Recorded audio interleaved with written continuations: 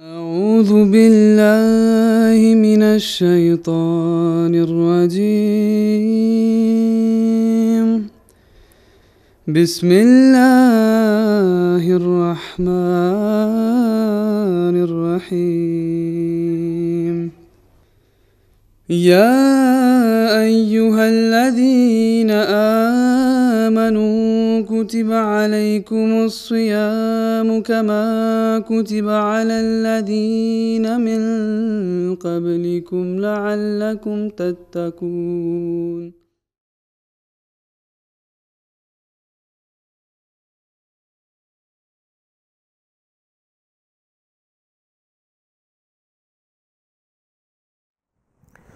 Aouzubillahiminash-shaytanir-rajim, bismillahir-rahmanir-rahim. Chers frères et sœurs, nous continuons nos dars de Ramadan. Et dans le dars précédent, j'avais entamé un sujet pour perfectionner et améliorer la qualité de notre salat.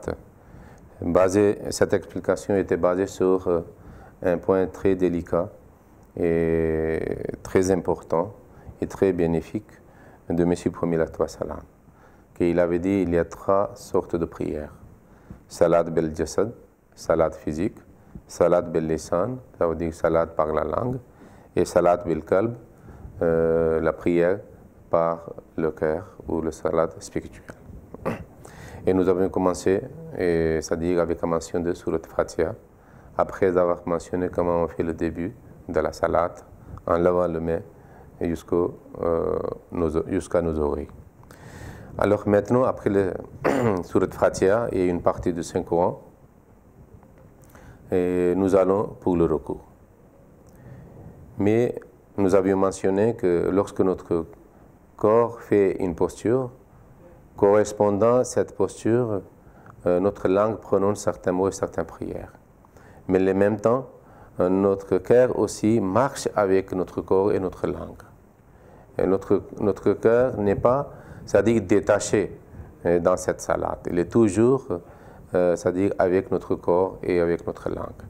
Ainsi, les sentiments, la grandeur de Dieu, la glorification de Dieu, notre propre faiblesse, péché, alors il y a des sentiments de cœur qui marchent avec notre langue et notre corps. Lorsque nous allons pour le recours, nous savons très bien que pour le recours, nous nous courbons. C'est la posture de génuflexion. Alors, cela ça devient un symbole de présenter la grandeur de quelqu'un et manque de moyens de soi-même. Il ne faut pas oublier que l'islam est une religion parfaite. C'est pour cela la salat, de façon que les musulmans font la salat, est aussi une manière parfaite que l'islam a recueilli, c'est-à-dire les différentes postures d'humilité qui existent dans différents peuples, dans différentes cultures, dans le salat. Ainsi, différentes postures considérées la position d'être plus humble sont mentionnées, sont prescrites par l'islam. Une des positions et postures est le recours. Lorsque nous baissons notre cou et notre tête, et nous mettons nos mains sous nos genoux, alors en se courbant, nous présentons cette posture de recours, mais en même temps la langue c'est-à-dire est accompagnée notre corps. C'est quoi?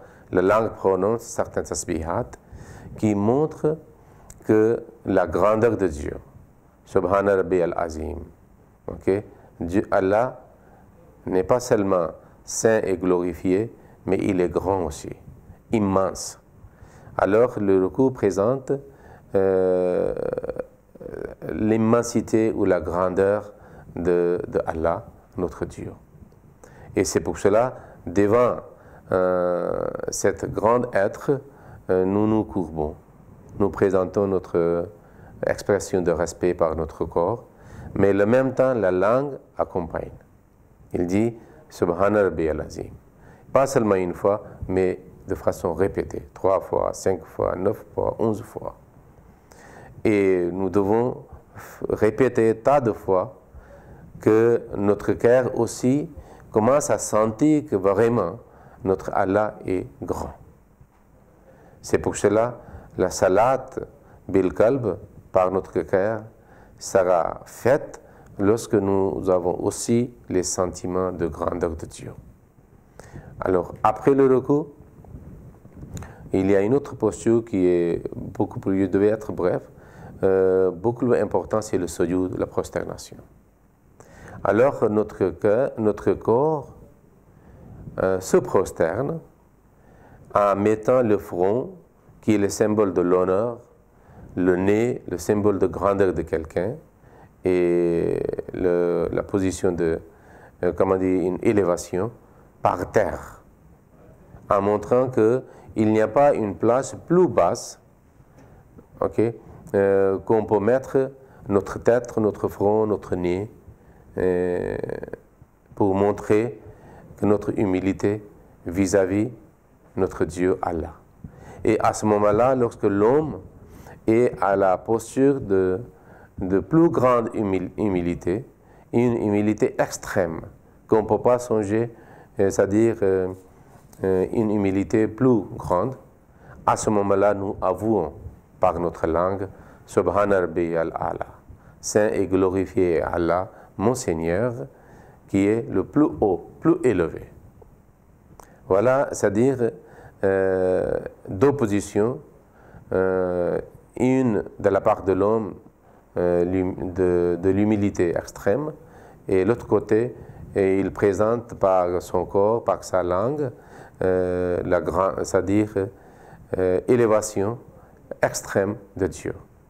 Alors le salat bil qalb ici sera que nous sentons aussi de notre cœur que vraiment nous sommes humbles et Allah est le plus grand, le plus haut.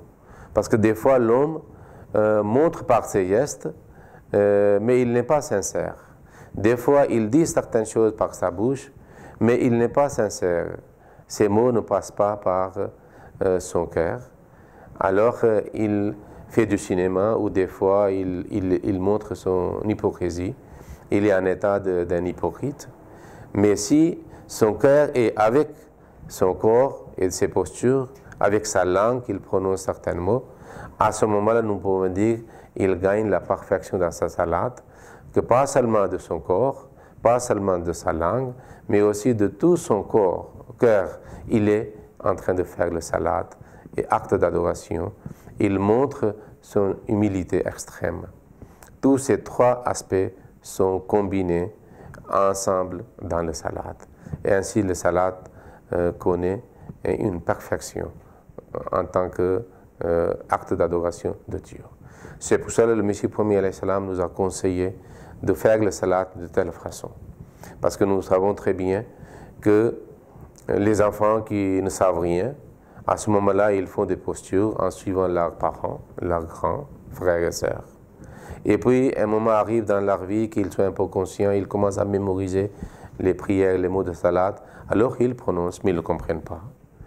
Puis, Dieu s'attend à nous que quand nous sommes majeurs, nous sommes adultes, nous sommes conscients, pourquoi pas, avec les postures, avec la prononciation et la lecture et récitation de certaines prières par notre langue, pourquoi pas avec la compréhension, avec la conscience, avec des sentiments, c'est-à-dire concernant nous et concernant Dieu, nous offrons notre salat. Ainsi, notre salat sera parfaite. Mais malgré que nous sommes adultes, des fois, et alors nous faisons la prière seulement des postures. Okay, position d'assise, de début, de recours, de prosternation. Mais des fois, la langue n'est pas avec notre corps. Et si nous nous forçons et nous luttons pour arriver à tel niveau de salat, que nous prononçons aussi toutes les prières qui doivent être dites dans différentes postures, mais le cœur n'est pas avec notre langue et avec notre corps. Alors pour cela, nous devons lutter. C'est vraiment comme une bataille spirituelle. Dans le champ de bataille spirituelle, que nous devons essayer de faire notre cœur avec notre langue et avec notre corps.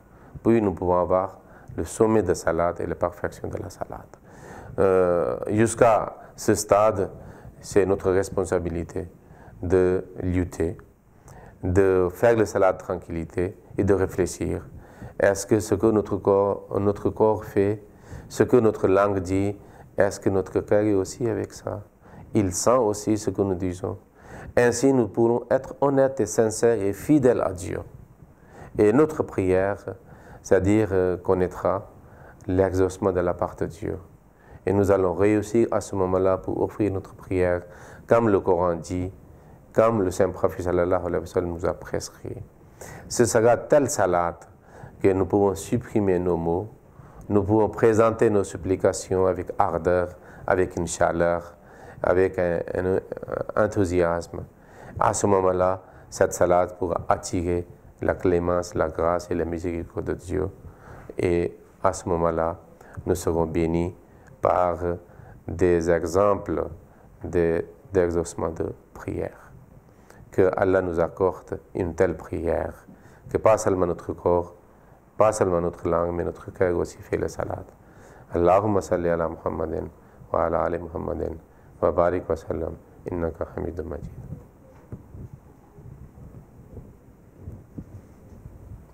اللهم صل على محمد وعلى آل محمد كما صليت على إبراهيم وعلى آل إبراهيم إنك حميد مجيد.